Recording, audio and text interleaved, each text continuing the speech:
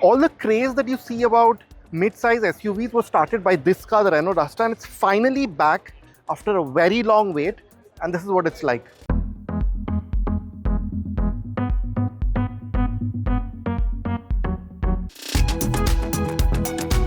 Now the Duster for India gets a pretty unique set of styling.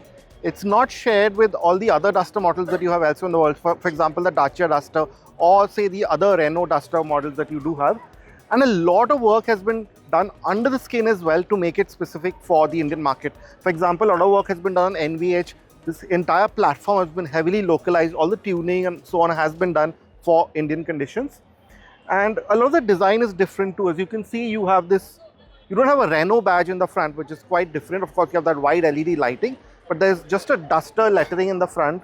Of course, 360-degree cameras, ADAS also, and these very, very chunky and contrastly styled bumpers. I think they give it a very butch, tough look. But I have to say, when you look at the car from in profile, it still looks like a Duster.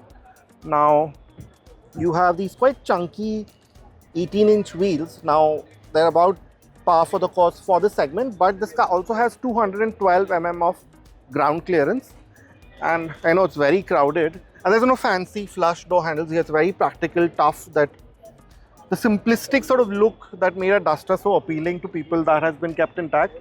As you can see, it has that, you'll know that this is a Duster even though you're seeing it for a while. You have this hidden sort of door handle. Yeah, the very distinct silhouette. Now this is slightly different. The launch edition cars, or the first few cars, will get this plaque here with that Duster kind of lettering on it. Just something different for the first few people. Now as you can see, the rear too is not shared with all the other Duster models that you get globally. Again, it's been made to fit the Indian taste. So you have this full width lighting, you have that new Renault logo, a lot of LED elements. So it's par for the course for this segment. But the big trick here, now before we do that, a lot of the cladding that you see, very chunky, very tough. It has that plasticky kind of feel in a good way that the Duster always had.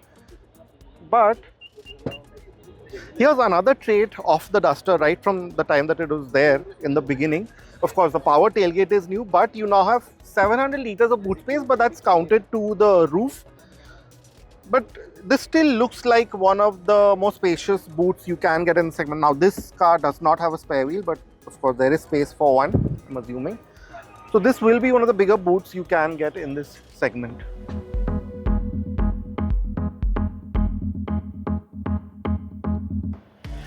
Now, the big news with this new generation of the Duster are its powertrain options. Of course, you have gas start, so it gives you that nice premium feel.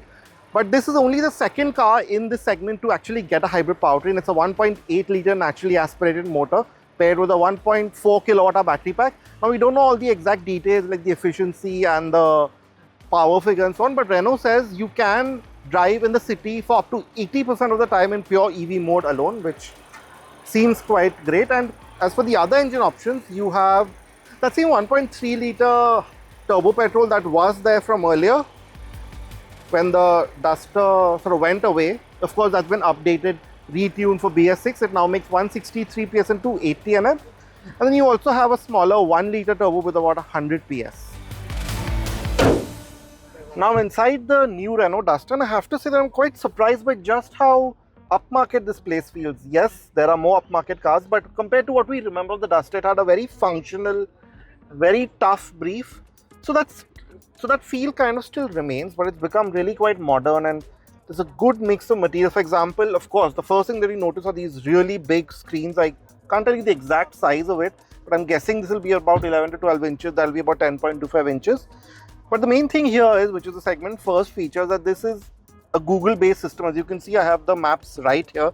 I can also put them right on the screen if I wanted. And by the way, the screen really does seem to work really quite well.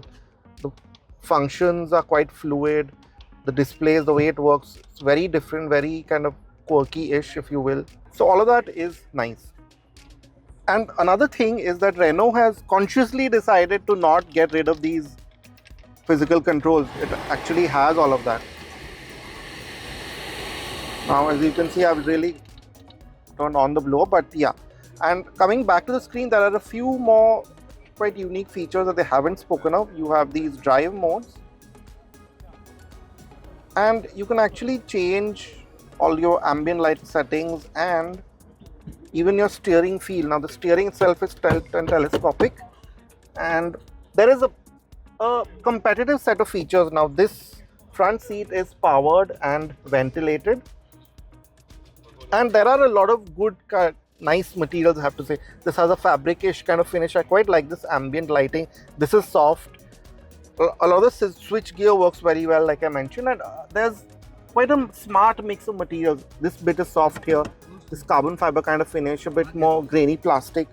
Now the seats also, they feel quite nice and supportive, held together well. And then you have a very open and very kind of functional space here. You have this deep cubby, that very typical Renault key, this toggle type shifter, the park brake, 2 Type-C chargers, a wireless charger here, more space here. And then you have a lot of the other functions. For example, this also does get you a 360-degree camera. It's not the clearest, as you can see, but it's there. And then of course, finally, you do have that big panoramic sunroof. Now I'm sat in the back seat of the Renault Duster, and this seat is pushed quite further back, and I still have a decent amount of knee room and foot room. Now I'll be honest, this is not the biggest car in the segment, at least in this very quick first impression, but it's comfortable and good enough for maybe your family of 4. But there, as you'll notice, there's quite a hump here, which many cars in this space now sort of have gotten rid of. But you do get these 2 Type-C chargers and rear AC vents.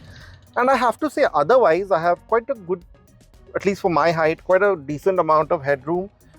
There are no sunshades here, which is a bit of a miss. And as you'll notice, the windows don't roll down fully. But having said that, the seats, they're very comfortable, very supportive. They're the very typical European kind of firm cushioning that really holds you in place. Good thigh support. Also lean. I don't know if it reclines, but it has a decent lean angle in any case, so you will not be too uncomfortable. Now thankfully you get a third headrest and this kind of arrangement here. So very quickly, this is what the back seat of the Duster is like. As you can see right there, the Renault Duster is back. Now pre-bookings or booking sort of expressions of interest have just started. We don't have all the details like the pricing, a lot of the specs yet. But what we do know is that the turbo petrols will go on sale, or at least deliveries will begin in March.